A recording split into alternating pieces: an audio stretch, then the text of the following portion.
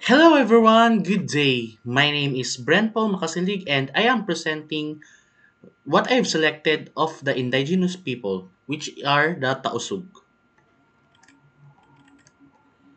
So for the introduction, the dominant ethnic group in the Sulu archipelago because of their political and religious institutions, which are the Tausug. Tao means people or person and sug, maisug means brave or people of the current.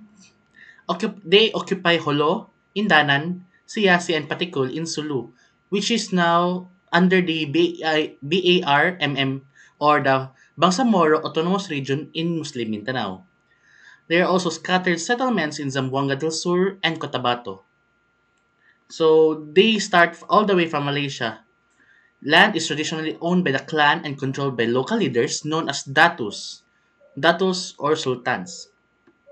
The customs of marriage and the family follow Muslim tradition.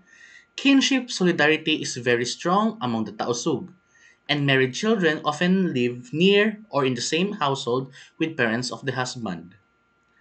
The Tausug language is adopted from vocabulary of Tagimaha, in whose locality the Sultan of Sulu lived and established Buansa, the capital of the Sultanate. They have two dialects, Parianum and Gimbahanun. Parianum is spoken by the people living along the coast of Holo and Gimbahanun by those living in the interior part. For their significant contribution, yes, Tausug are one of the tribes that are the last standing before the Spaniards. Like they've opposed the Spaniards. They possess courage that is beyond doubt. Their bravery that is supposed to be unquestionable. Therefore, the Tausug are often named Tao Maisug or brave people. They are proud Muslims renowned for their fierce resistance in the face of Spanish conquerors for 300 years. So, Tausug economy is also based largely on agriculture, with rice as the principal food crop, supplemented by cassava, yams, corn, and various grains. Coconuts and hemp are important cash crops, so immediate cash if ever needed to be exported. So fish trading by the sea, and various handicrafts, notably metallurgy and also pursued. Tausugs are known for people of the current, so they are known for their colorfully painted vinta boats and their mastery of crafts.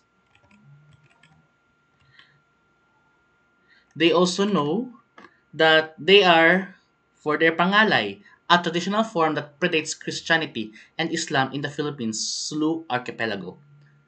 The style is performed with elongated brass fingernails, which is called hangay, arm movements that look like waves, which are called taw-taw, and various bungalima or hand gestures. They're also known for their pangalay, a traditional Tausug wedding dance, and popularly known as the fingernail dance.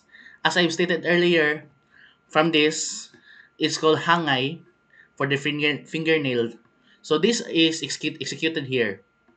This dance is distinctive because dancers use metal or golden nail extenders or hangay, which makes the fingers stiff and set them apart from their thumbs.